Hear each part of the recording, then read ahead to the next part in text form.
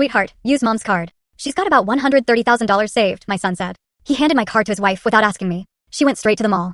She filled her cart with electronics, clothes, and imported perfume. The day I overheard my son, Edward, planning to hand over my life savings to his wife, Grace, was the day my heart shattered into a million pieces. It was a betrayal so deep, so casual, that it forced me to finally fight for myself. I was in the kitchen, flour dusting my hands as I prepped lunch, when Edward's voice echoed from the living room. She's got like $130,000 saved up. Those words didn't just cut through the wall, they hit me in the chest like a closed fist. The floor felt like it was opening up beneath me. My own son, the child I'd carried for 9 months, raised alone after his father left us, was talking about my money, about my bank card, as if it were his own. As if that $130,000, 40 years of work, of ruined knees from scrubbing floors, of tired eyes from sewing until dawn, belonged to him. The rolling pin clattered onto the counter. I stood there, frozen, my heart hammering so hard I could hear it. Then, Grace's sweet, syrupy voice, the one I knew all too well from 15 years of watching her manipulate my son, chimed in. Are you sure, sweetie? She won't get mad. Edward's response was a fresh stab. My mom won't say a thing. She lives here for free, eats our food, uses our utilities. It's the least she can do. Help us out a little. Besides, she's old now. What does she need all that money saved for?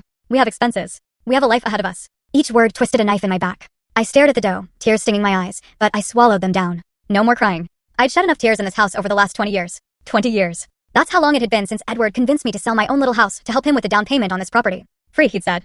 I was supposed to live here for free. But I cooked, I cleaned, I paid for utilities with my entire $500 monthly pension, not a single cent for myself. I heard Grace's footsteps, the jingle of her keys. She was heading to the mall, my card in her hand, the pin Edward had given her, access to every dollar I'd ever sweated for. I'm off to the mall, Josephine. Need anything, she chirped, her voice dripping with that fake kindness she reserved for Edward's presence. As if we were friends. As if she hadn't slowly, piece by piece, taken my son from me. No, dear, thank you, I managed, my voice firm, not daring to turn around, not letting her see my face. The door closed. The car engine roared, then faded down the street. I sank into a kitchen chair, staring at my hands. 68 years old. Wrinkles, age spots. Hands that had worked tirelessly since I was 14. I remembered every single one of those $130,000. Each bill had a story. A sacrifice. A surrender. The first $10,000 came from 3 years as a seamstress, 6 a.m. to 8 p.m., 6 days a week, $20 a day, saved in an envelope under my mattress. Eating rice and beans, never buying a new pair of shoes. Another $20,000 from cleaning jobs on Sundays, my only supposed day of rest. 3 huge houses, $50 each, $150 saved, every cent. The rest? Years of saying no to life. No new clothes. No salons. No restaurants. While other women my age traveled, I counted pennies, tucking them into that bank account I'd opened 30 years ago. For what? To have my own place someday. A small, modest apartment where no one could tell me I was living for free.